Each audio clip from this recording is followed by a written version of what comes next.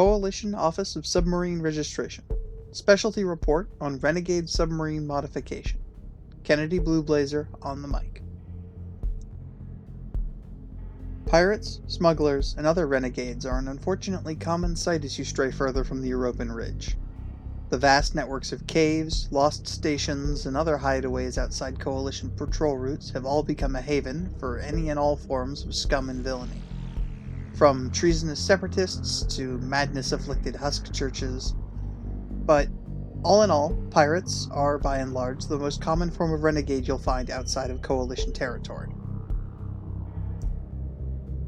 As the Coalition has a lockdown on the entirety of Europa's charted economic resources and manufacturing centers, the construction or design of new vessels outside Coalition territory, or at least Coalition notice, is practically impossible. Despite this, many pirate crews make do by stealing whatever standardized vessels they can get their hands on, and utilize salvage pulled from the wrecks of their victims or found at random in order to modify and personalize these vessels. While the slapdash and highly personalized nature of these modifications makes the identification and documenting of a standardized pattern impossible, I'm going to go over a few of the common modifications we've seen on captured pirate vessels. Hopefully, these rules of thumb can help Coalition and civilian crews get a leg up on the pirates out there. Starting with the outer hull, pirate vessels are commonly colored black with tar or paint in order to obscure the ship's visual profile in deep water and make identification more difficult. Some crews may corroborate this effect with the addition of scrap metal fins that further the illusion of a large life form rather than a submersible. While this is effective camouflage against visual inspection, most of these modifications have a negligible impact on the vessel's sonar signature. Crews should remember to always be mindful of mobile sonar contacts and keep a respectable distance for a few moments before you approach anything of that size. The potential for pirates, thalamus infestations, or really big critters is way too real.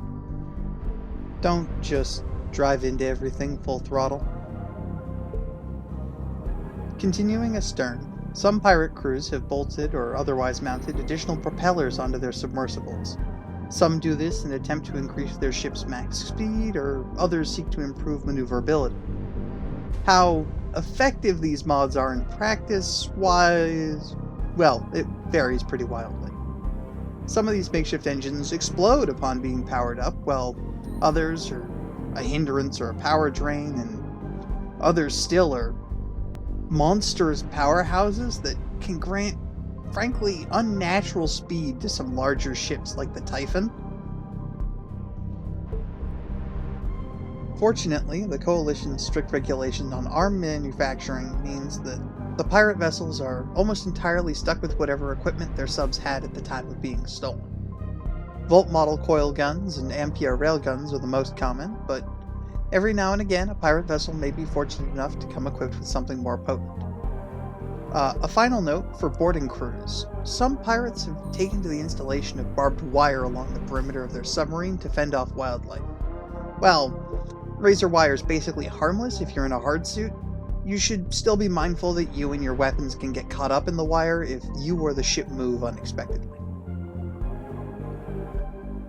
As a total final note, renegade shipyards are as crafty and devious as they are illegal, so be ready for almost anything, especially the further you stray from Coalition-controlled stations.